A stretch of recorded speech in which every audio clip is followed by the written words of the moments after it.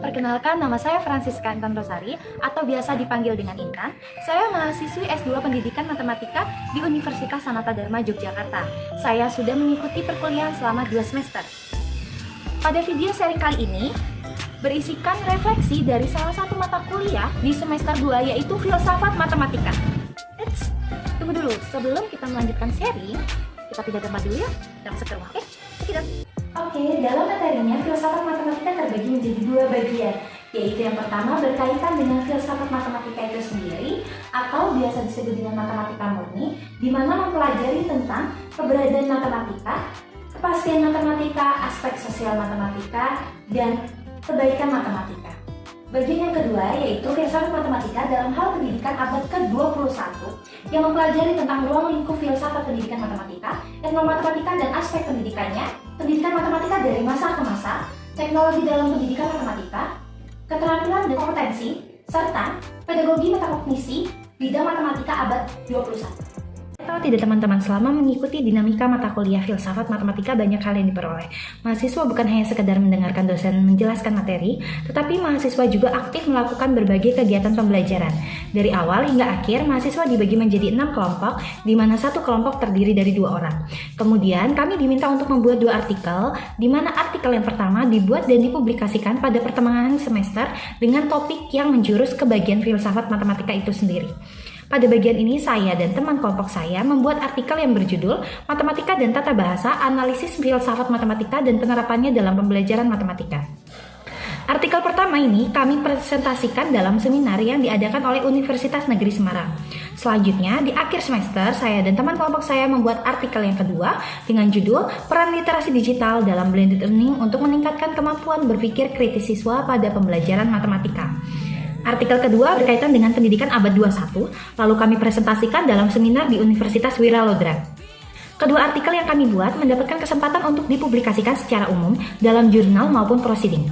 Sebelum mengikuti seminar, mahasiswa bukan hanya membuat artikel, tetapi juga melakukan sharing artikel yang telah dibuat dan menyampaikan pendapatnya kepada teman kelompok lain. Tidak hanya itu, dosen juga menyampaikan pendapat dan memberikan ide untuk meningkatkan hasil karya tulisan yang telah dibuat sehingga alur yang diberikan menjadi lebih terarah. Selama mengikuti proses pembelajaran, saya merasa sedikit kesulitan teman-teman. Karena sejujurnya, mata kuliah filsafat ini merupakan hal yang cukup baru untuk dipelajari, di mana dalam mencerna materinya membutuhkan pengetahuan lebih. Akan tetapi, walaupun begitu, saya merasa pembelajaran ini memacu semangat saya dalam menyampaikan ide dan menjadikan saya sebagai seorang penulis yang mempunyai karya tulis yang sesuai. Hal tersebut menjadi pembelajaran berarti bagi saya, bukan hanya sebagai mahasiswa S2 saja, tetapi mahasiswa yang dapat membuat karya tulis atau menyusun suatu penelitian yang dipublikasikan secara umum dan dapat bermanfaat bukan hanya untuk diri sendiri tetapi untuk masyarakat.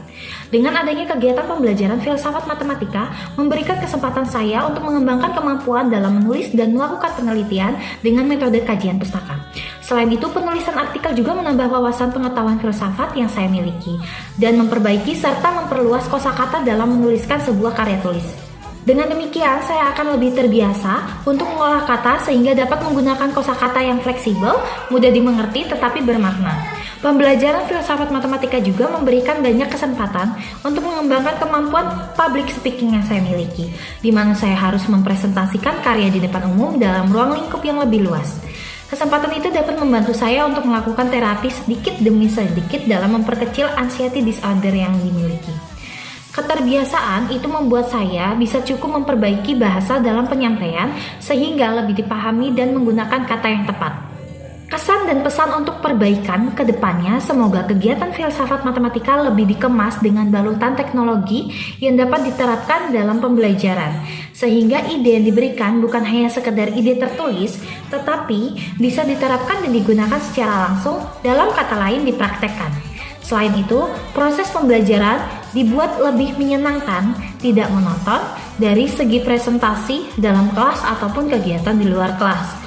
Selebihnya, pembelajaran ini sudah sangat bermanfaat bagi mahasiswa. Semangat dan tetap semangat dalam berkarya. Terima kasih. Bye.